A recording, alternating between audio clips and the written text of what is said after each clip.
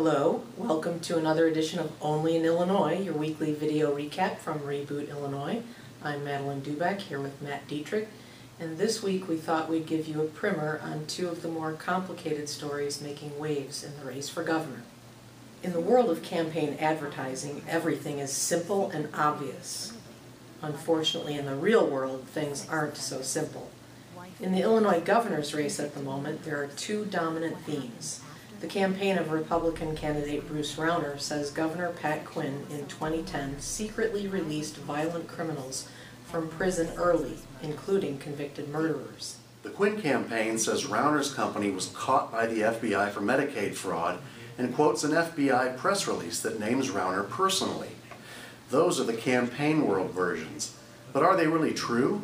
Like so much else that we see and hear in election season, the answer in both cases is yes and no. In 2009, the Quinn administration had a program called MGT Push that was designed to ease prison overcrowding by releasing nonviolent offenders to complete their sentences outside of prison.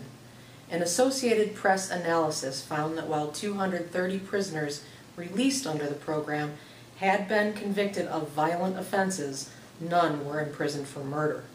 Among the 230 mistakenly released, the AP did find that 2 were convicted of criminal sexual abuse and 1 was convicted for failing to register as a sex offender.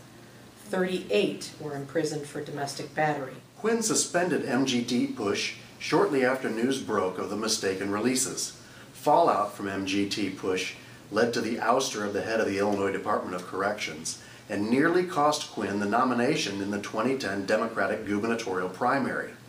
On the other side, Quinn's campaign has released an ad critical of Rauner based on a 2011 federal Medicaid fraud settlement in Georgia involving a company that was owned at the time by Rauner's private equity firm. APS Healthcare Midwest in February 2011 agreed to pay $13 million to settle claims that it filed false Medicaid claims for management services it never provided. That much is clear.